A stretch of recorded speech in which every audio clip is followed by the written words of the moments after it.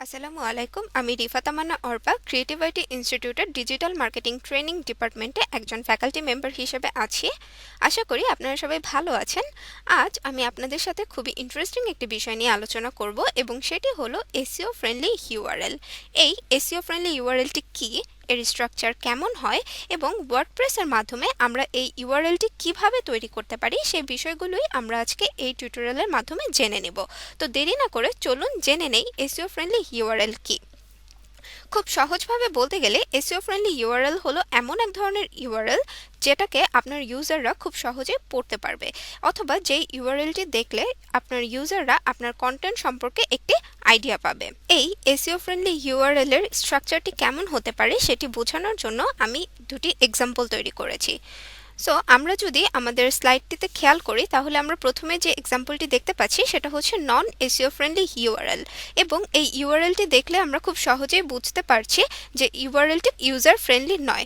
That means আমি ইউআরএলটি খুব সহজে পড়তে পারছি না, অথবা এই ইউআরএলটি কোনোভাবে আমার জন্য ইউজার ফ্রেন্ডলি না অথবা রিডেবল না। কিন্তু আমরা যদি পরবর্তী ইউআরএলটি খেয়াল করি তাহলে আমরা দেখতে পাচ্ছি এটি হচ্ছে একটি এসইও ফ্রেন্ডলি ইউআরএল, এবং এই ইউআরএলটি আমি খুব সহজেই পড়তে পারছি, কিংবা ইউআরএলটি খুব সহজে রিডেবল। দ্যাট মিন্স ইউআরএলটি পড়ে আমি খুব সহজেই বুঝতে পারছি আমার কন্টেন্টটি কী বিষয় হতে পারে। বিষয়টি আরও সহজভাবে বোঝার জন্য আমরা কিছু লাইভ ওয়েবসাইটের ইউআরএল দেখে নিতে পারি। যেমন আমি গুগলে গিয়ে একটি কিওয়ার্ড লিখে সার্চ করেছি এবং কিছু ওয়েবসাইট সিলেক্ট করে রেখেছি। এখানে প্রথমে যে ওয়েবসাইটটি আমি দেখতে পাচ্ছি সেই ওয়েবসাইটে আমার মোটামুটি আমি বুঝতে পারছি যে ওয়েবসাইটটি যেই টপিক রিলেটেড সেটি হচ্ছে মোবাইল ফোন। দ্যাট মিন্স এখানে হচ্ছে কিছু মোবাইল ফোনের ডিটেইল দেওয়া আছে বা তাদের হচ্ছে কিছু কম্প্যারিজন দেওয়া আছে। সো এখানে হচ্ছে মোবাইল ফোন রিলেটেড কন্টেন্ট দেওয়া আছে, এবং এটার ইউআরএলটা যদি আমি খেয়াল করি তাহলে দেখেন এখানে দেওয়া আছে techadvisor.com/article/7455544 এরকম করে একটি ইউআরএল তৈরি করা আছে, এবং এখানে হচ্ছে গুগল পিক্সেল 7.html কথাটিও অ্যাড করা আছে। এই ইউআরএলটি দেখে আমি বুঝতে পারছি যে এখানে হয়তোবা আমার গুগল পিক্সেল 7 নিয়ে কোনো একটা কন্টেন্ট অ্যাড করা আছে। That means Google pixel 7 mobile ফোনের হয়তোবা রিভিউ হতে পারে কিংবা কম্প্যারিজন হতে পারে। সো এই ধরনের কোনো একটা কন্টেন্ট অ্যাড করা আছে, কিন্তু আমি এই বিষয়টি নিয়ে কিন্তু এখনও শিওর নই। এবার আমি যদি আমার পরের ওয়েবসাইটে চলে আসি তাহলে আমি দেখতে পাচ্ছি এই ওয়েবসাইটের কন্টেন্টের যে টাইটেলটি দেওয়া আছে best phone to buy for 2022, এবং আমি যদি ইউআরএলটি খেয়াল করি তাহলে আমরা দেখতে পাচ্ছি আমাদের কন্টেন্টের টাইটেলে যেই কিওয়ার্ডটি রাখা হয়েছে দ্যাট মিন্স হচ্ছে best phone to buy for 2022, সেই কিওয়ার্ডটি আমাদের ইউআরএল এর মধ্যেও আছে best phone to buy. So এই ইউআরএলটি দেখে আমরা বুঝতে পারছি আমাদের যে কন্টেন্টটি হতে পারে সেটা হচ্ছে 2022 সালের বেস্ট কিছু মোবাইল ফোনের রিভিউ হতে পারে কিংবা তাদের কম্প্যারিজন হতে পারে। সো এই ইউআরএলটি দেখে আমি কন্টেন্ট সম্পর্কে খুব সহজে একটি আইডিয়া জেনারেট করতে পারছি। এরকমভাবে আমরা যদি আমাদের পরের ওয়েবসাইটগুলো একটু খেয়াল করে দেখি তাহলে আমরা বুঝতে পারবো যে আমাদের ইউআরএলটি ঠিকঠাকভাবে আছে কিনা। দ্যাট মিন্স আমার কন্টেন্টের যে টাইটেল এবং টাইটেলে যে কিওয়ার্ডটি রাখা আছে সেটাই আমার ইউআরএলও দেওয়া হয়েছে কিনা। এরকমভাবে আমরা যদি আমাদের পরের ওয়েবসাইটগুলো খেয়াল করি তাহলে আমরা বুঝতে পারবো যে আমাদের ইউআরএলটা ঠিক আছে কিনা।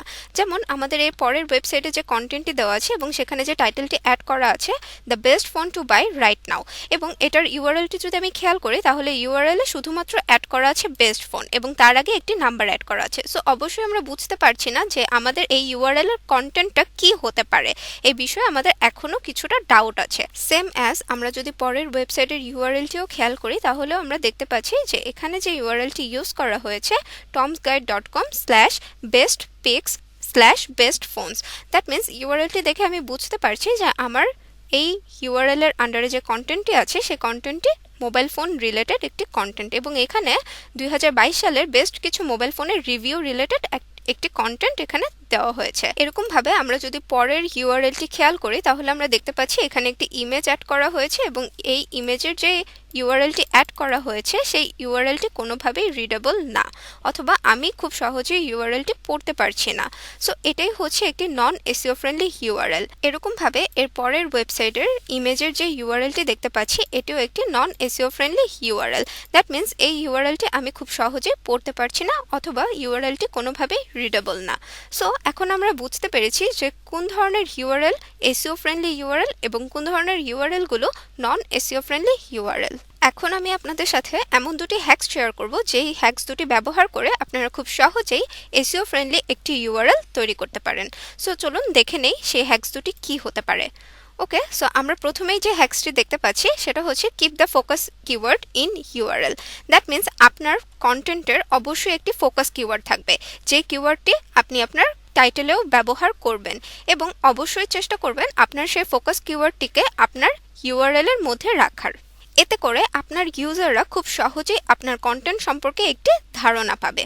Hacks number 2, keep the URL short and simple. অবশ্যই আপনার ইউআরএলটিকে খুব বেশি বড় করবেন না, চেষ্টা করবেন যতটুকু সম্ভব ইউআরএলটিকে ছোট রাখার এবং সিম্পল রাখার। আশা করি আপনারা এই দুটি হ্যাকস ফলো করে খুব সহজেই একটি এসইও ফ্রেন্ডলি ইউআরএল তৈরি করতে পারবেন। এখন প্রশ্ন হচ্ছে, আমার ওয়ার্ডপ্রেসের কন্টেন্টের ইউআরএলকে কিভাবে এসইও ফ্রেন্ডলি করে তৈরি করব, সেই বিষয়টি আমি এখন আপনাদের সাথে শেয়ার করব। তার জন্য আমি আমার ওয়েবসাইটের ব্যাকএন্ডে চলে যাচ্ছি। এখন আমি একটি নিউ কন্টেন্ট পাবলিশ করে তার ইউআরএলকে কিভাবে এসইও ফ্রেন্ডলি ইউআরএল তৈরি করতে হয় সেটি আপনাদেরকে দেখাবো। সো এখন আমরা পোস্ট থেকে অ্যাড নিউতে ক্লিক করে একটি নতুন পোস্ট পাবলিশ করব বা একটি কন্টেন্ট পাবলিশ করব, এবং আমি অলরেডি এখানে একটি কন্টেন্ট রেখেছি যাতে করে আমরা খুব সহজে এই কন্টেন্টটি পাবলিশ করে দিতে পারি। ওকে, সো আমি এই কন্টেন্টটি পাবলিশ করে দিচ্ছি এবং আমি কন্টেন্ট বসিয়ে দিয়েছি। এখন আমরা আমাদের টাইটেলটিও বসিয়ে দিব। ওকে, সো আমরা আমাদের টাইটেলটিও বসিয়ে ফেলেছি এবং আমাদের একটি কন্টেন্টও আমরা বসিয়ে ফেলেছি। এখন আমি পাবলিশে ক্লিক করে এই পোস্টটি বা এই কন্টেন্টটি পাবলিশ করে দিচ্ছি। সো দেখুন আমার কন্টেন্টটি অলরেডি পাবলিশ হয়ে গিয়েছে। সো আমরা এখন অল পোস্ট থেকে যদি আমাদের কন্টেন্টটি দেখতে চাই, তাহলে দেখুন আমাদের কন্টেন্টটি অলরেডি এখানে পাবলিশ হয়ে গিয়েছে। এখন আমরা আমাদের কন্টেন্টের বা আমাদের নতুন পাবলিশ এই পোস্টটির ইউআরএল ঠিক আছে কিনা সেটি দেখার বিষয়। সো এটি করার জন্য আমরা এডিটে ক্লিক করতে পারি, এবং এডিটে ক্লিক করলে আমাকে আবারও আমার পোস্টের ব্যাকএন্ডে নিয়ে আসছে। সো আমরা এখান থেকে আমার পোস্টটা দেখতে পাচ্ছি এবং আমাদের এই টাইটেলটিও দেখতে পাচ্ছি, এবং উপরে যদি খেয়াল করি তাহলে আমরা এখানে আমাদের পার্মালিঙ্কটা বা ইউআরএলটাকেও কিন্তু দেখতে পাচ্ছি। এবং আমরা যদি ইউআরএলটাকে খেয়াল করি তাহলে আমরা বুঝতে পারবো যে আমাদের ইউআরএলটা কোনোভাবেই একটি এসইও ফ্রেন্ডলি ইউআরএল নয়। দ্যাট মিন্স এটি একটি নন এসইও ফ্রেন্ডলি ইউআরএল, কারণ আমাদের এই ইউআরএলটি কোনোভাবেই রিডেবল নয়, অথবা সহজ করে বলতে গেলে আমার ইউজার এই ইউআরএলটিকে খুব সহজেই রিড করতে পারবে না, বা এই ইউআরএলটি দ্বারা সে কোনোভাবেই বুঝতে পারবে না যে আমার এই কন্টেন্টটি কি বিষয় হতে পারে। সো আমরা এখন আমাদের এই ইউআরএলটিকে চেঞ্জ করে দেব বা এই পার্মালিঙ্কের স্ট্রাকচারটিকে ঠিক করব। তার জন্য আমাদের ওয়ার্ডপ্রেসের দুইটা অপশনকে ব্যবহার করতে পারি। এখান থেকে আমরা ডিরেক্ট চেঞ্জ পার্মালিঙ্ক স্ট্রাকচার এই অপশনটাতে ক্লিক করে আমাদের পার্মালিঙ্কের যে সেটিংস অপশনটা আছে সেখানে ডিরেক্টলি চলে আসতে পারি, অথবা আমরা যদি চাই তাহলে আমরা সেটিংস অপশন থেকে পার্মালিঙ্কে গিয়েও আমাদের পার্মালিঙ্ক সেটিংয়ের যে ইন্টারফেসটা আছে বা যে পেজটা আছে সেখানে চলে আসতে পারি। সো দেখুন আমি অলরেডি চলে এসেছি আমাদের পার্মালিঙ্ক সেটিংসের পেজটাতে, এবং এখানে আমরা কিছু কমন সেটিংসের অপশন দেখতে পাচ্ছি। যেমন প্রথমে যদি খেয়াল করি তাহলে আমরা দেখতে পাচ্ছি প্লেন নামের একটি অপশন দেওয়া আছে, তারপরে ডে অ্যান্ড নেম নামের একটা অপশন দেওয়া আছে, এরপরেই দেওয়া আছে মান্থ অ্যান্ড নেম। সো এরকম করে আমাকে মোটামুটি 6টা অপশন তারা দিচ্ছে। এখন আপনাকে বুঝতে হবে যে এক্স্যাক্টলি কোন অপশনটা আপনার জন্য একটি ইউজার ফ্রেন্ডলি অথবা এসইও ফ্রেন্ডলি ইউআরএল তৈরি করবে, বা কোন অপশনটি হবে বেস্ট প্র্যাকটিস একটি এসইও ফ্রেন্ডলি ইউআরএল তৈরি করার জন্য। এক্ষেত্রে আমরা সবসময় পোস্ট নেম নামের যে অপশনটি আছে সেটিকে চুজ করব, কারণ এটি চুজ করার মাধ্যমে আমার ইউআরএল এর মধ্যে আমার কন্টেন্টের যে ফোকাস কিওয়ার্ডটি আছে সেটি চলে আসবে। দ্যাট মিন্স আমার কন্টেন্টের যে ফোকাস কিওয়ার্ডটি আমি ব্যবহার করব আমার কন্টেন্টের মধ্যে, এবং আমার টাইটেলে সেই টাইটেলের কিওয়ার্ডটা বা সেই কন্টেন্টের সেই ফোকাস কিওয়ার্ডটি আমার কন্টেন্টের ইউআরএল এর মধ্যে চলে আসবে। সো এক্ষেত্রে অবশ্যই বেস্ট প্র্যাকটিস পোস্ট নেমকে সবসময় সিলেক্ট করা। সো আমি পোস্ট নেম সিলেক্ট করে দিচ্ছি এবং এখান থেকে সেভ চেঞ্জেস দিয়ে দিচ্ছি। এখন আমি যদি আমার পোস্টে আবার চলে যাই এবং এখান থেকে আমাদের এই কন্টেন্ট মার্কেটিং ক্যারিয়ার অপরচুনিটিস যে পোস্টটি ছিল সেখানে যদি আমি এডিটে ক্লিক করে আমার পোস্টের ব্যাকএন্ডে চলে আসি, তাহলে আমরা আমাদের পোস্টের এই ইউআরএলটি দেখতে পাচ্ছি। এবং দেখুন এখানে আমার ইউআরএলটি বা পার্মালিঙ্কটিও চেঞ্জ হয়ে গিয়েছে। অলরেডি আমার কন্টেন্টের যে টাইটেলটি ছিল বা যেই টাইটেলের মধ্যে আমার ফোকাস কিওয়ার্ডটি ছিল সেটা অলরেডি আমার পারমালিঙ্কের মধ্যে বসে গিয়েছে। দেখুন আমি আমার কন্টেন্টের পারমালিঙ্কটি বা ইউআরএলটি দেখে এখন বুঝতে পারছি যে এই কন্টেন্টটি হতে পারে একটি কন্টেন্ট মার্কেটিং রিলেটেড কোনো ধরনের কন্টেন্ট। সো এই ধরনের ইউআরএল তৈরি করার জন্য আপনাকে অবশ্যই যেই কাজটি করতে হবে সেটা হচ্ছে আপনাকে পারমালিঙ্কের অপশনে গিয়ে পোস্ট নেম নামের যে অপশনটি আছে সেটাকে সিলেক্ট করে দিতে হবে।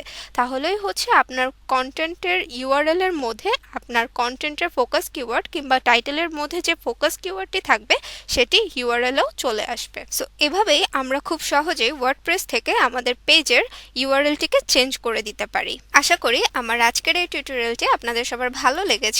ডিজিটাল মার্কেটিংয়ের এমন আরও নতুন নতুন বিষয় জানতে অবশ্যই আমাদের চ্যানেলটিকে সাবস্ক্রাইব করুন এবং শেয়ার করুন। ধন্যবাদ সবাইকে।